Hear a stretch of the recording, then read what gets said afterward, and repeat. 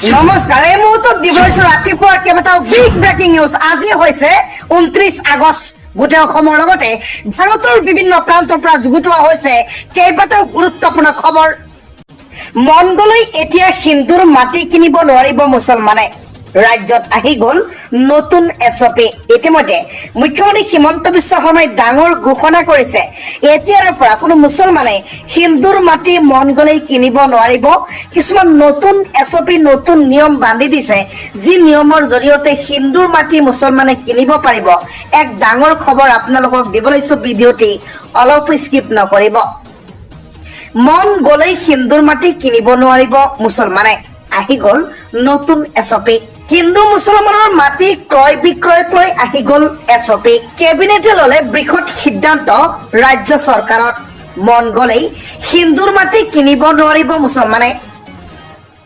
মুছলমানক মাটি বিক্ৰী কৰাৰ পূৰ্বে জনাব লাগিব আয়ুক্তক চাৰিটা দিশ চালি জাৰি চাব আৰক্ষীয়ে সকলো দিশ চালি জাৰি চাইহে মাটি ক্ৰয় বিক্ৰয় কৰিব পাৰিব উভয় পক্ষই প্ৰথমে আয়ুক্তক জনাব লাগিব আবেদন আয়ুক্তই ৰেভিনিউ বিভাগলৈ পঠাব আবেদন ৰেভিনিউ বিভাগে অসম আৰক্ষীলৈ প্ৰেৰণ কৰিব ভূমি নিৰীক্ষণৰ বাবে মাটি কিনাৰ ধনৰ উৎস নিৰীক্ষণ কৰিব আৰক্ষীয়ে সামাজিক গাঁথনিৰ ওপৰতো নিৰীক্ষণ কৰিব আৰক্ষীয়ে ৰাষ্ট্ৰীয় নিৰাপত্তাৰ দিশো পৰ্যবেক্ষণ কৰিব আৰক্ষীয়ে শেষত এছবিয়ে সকলো ৰিপৰ্ট দিব আয়ুক্তলৈ আয়ুক্তৰ সিদ্ধান্ত অনুসৰিহে মাটি বিক্ৰী কৰিব মুছলমানক বহিৰাজ্যত এনজিঅ'ৰ ক্ষেত্ৰতো প্ৰযোজ্য হ'ব এই নিয়ম হিন্দু মুছলমানৰ মাটি ক্ৰয় বিক্ৰয়ক লৈ আহি গ'ল এই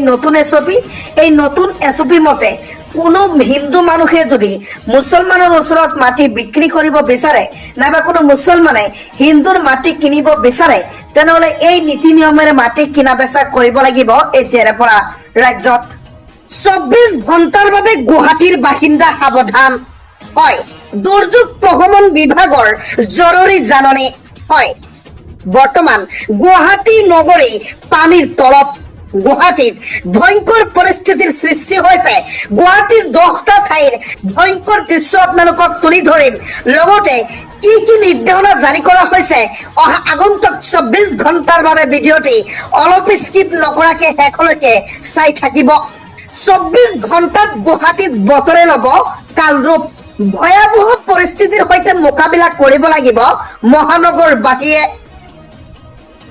ৰাজ্যিক দুৰ্যোগ প্ৰশমন বিভাগৰ জৰুৰী জাননী জাৰি 24 ঘণ্টাৰ বাবে সাজু হ'ব লাগিব গুৱাহাটীত থকা জনতা 24 ঘণ্টাৰ বাবে সাজু হৈ থাকিব লাগিব গুৱাহাটীৰ প্ৰত্যেকজন জনতা যিকোনো ঠাইত কৃত্ৰিমভাৱে ল'ব পাৰে ভয়াৱহ ৰূপ উচ্ছেদৰ সৈতে জড়িত চৰকাৰী বিষয়া যাব লাগিব জেললৈ ভৱিষ্যতে বিপদ নিশ্চিত এনে বিষয়াৰ ডাঙৰ মন্তব্য কৰিছে কংগ্ৰেছৰ ধুবুৰীৰ সাংসদ ৰকিবুল হুছেইনে ৰাজ্য চৰকাৰে চলোৱা উচ্ছেদক লৈ নাৰাজ সুপ্ৰিম কোৰ্টৰ বেঞ্চত বহি থাকিবলগীয়া কৈছে চৰকাৰী বিষয়া যদি বেদখল কৰাই কৈছিল তেন্তে কেনেকৈ চৰকাৰী আঁচনি পালে তদন্তৰ আওতাত আনিব লাগে মুখ্যমন্ত্ৰী হিমন্ত বিশ্ব শৰ্মাক হিমন্ত চৰকাৰৰ দিনতেই বেদখলকাৰীয়ে চৰকাৰী আঁচনি পাইছিল কোটি টকা নষ্ট কৰা হ'ল বেদখলকাৰীৰ নামত হিমন্ত বিশ্ব শৰ্মাৰ আঙুলিত ধৰি উঠা বসা কৰা বিষয়াৰ বিপদ নিশ্চিত আইনগতভাৱে ব্যৱস্থা হ'ব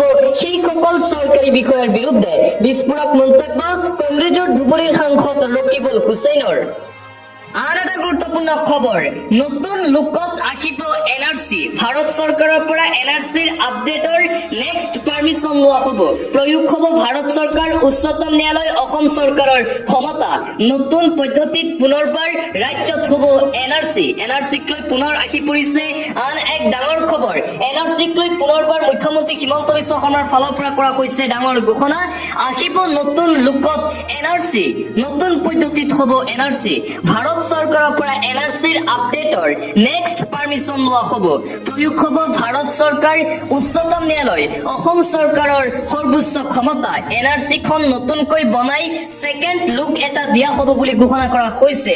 এনআৰচিখনে অসমীয়া মানুহক বহুত ঠগাইছে বুলিও মন্তব্য ৰাজ্যৰ মুখ্যমন্ত্ৰী ডক্টৰ হিমন্ত বিশ্ব শৰ্মাৰ। কেন্দ্ৰীয় চৰকাৰৰ পৰা ৰাজ্য চৰকাৰে পাৰ্মিশ্যন লোৱাৰ পিছতে নতুন পদ্ধতিত হ'ব এনআৰচি।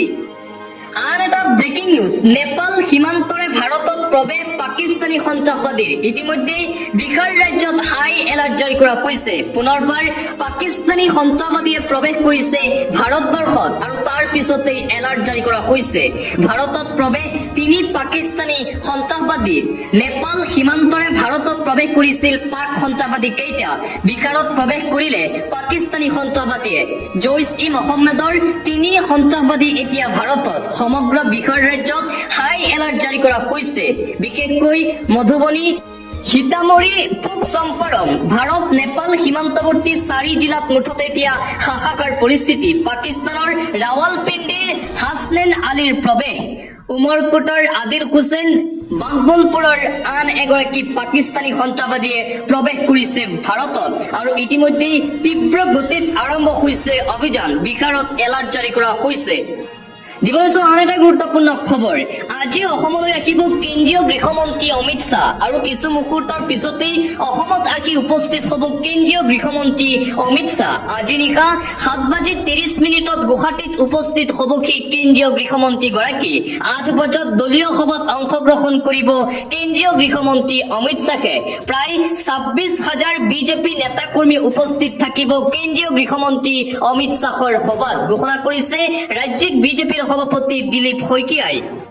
পৰৱৰ্তী খবৰ, বিজেপিৰ ভোট চুৰিৰ বিৰুদ্ধে পুনৰবাৰ সৰব হৈ পৰিছে কংগ্ৰেছ যুৱৰাজ ৰাহুল গান্ধী। প্ৰমাণ পোৱাৰ পিছতহে বিজেপিয়ে ভোট চুৰি কৰাৰ তথ্য প্ৰকাশ কৰিছো। অনাগত দিনত লোকসভা নিৰ্বাচন, হাৰিয়ানা নিৰ্বাচনত কিদৰে ভোট চুৰি হৈছে সেয়াও আমি ফাদিল কৰিম। বিজেপিক অন্তিম সকিয়নি প্ৰদান কৰিছে বিৰোধী দলপতি তথা কংগ্ৰেছৰ যুৱৰাজ ৰাহুল গান্ধীয়ে। পুনৰবাৰ বিজেপিৰ ভোট চুৰিৰ বিৰুদ্ধে এইদৰে জনসভাত সৰব হৈ পৰিছে ৰাহুল গান্ধী। আন এটা গুৰুত্বপূৰ্ণ খবৰ, কেন্দ্ৰীয় নিৰ্বাচনী দায়িত্বৰ অভাৱ আমি পূৰণ কৰিব লাগিব। যিয়ে মানুহ জীৱিত মৰা দেখাব নোৱাৰে আৰু মৰা মানুহক জীৱিত দেখাব নোৱাৰে। ভোট চুৰি ৰোধিবলৈ আমি 29,000 পুলিং ষ্টেচনত আমাৰ ভোট এজেণ্ট থাকিব। কংগ্ৰেছ দলৰ বাহিৰে বেলেগ কোনোবা বিৰোধী দলে এজেণ্ট থিয় কৰাব পাৰিব। এই মন্তব্য কৰিছে কংগ্ৰেছৰ যোৰহাটৰ সাংসদ গৌৰৱ গগৈয়ে। বিজেপিৰ ভোট চুৰি ৰোধ কৰিবলৈ গৌৰৱ গগৈৰ এই নতুন কৌশল। আৰু আনপিনে ছয়দা হামিদক লৈ মন্তব্য কৰিছে গৌৰৱে। ছয়দা হামিদে অসমৰ ইতিহাস বুজি নাপায়। অসম চুক্তি অনুসৰি কোনো বাংলাদেশী অসমত সোমাব নোৱাৰে, কিন্তু বিজেপিয়ে কা আনি অসম চুক্তিৰ আত্মা শেষ কৰিলে। যিসকলে ছয়দা হামিদৰ ওপৰত প্ৰশ্ন কৰিছে তেওঁলোকে কাক লৈ প্ৰশ্ন কৰক। আৰু ছয়দা হামিদক লৈ এইদৰে মন্তব্য কৰিছে কংগ্ৰেছৰ যোৰহাটৰ সাংসদ গৌৰৱ গগৈয়ে।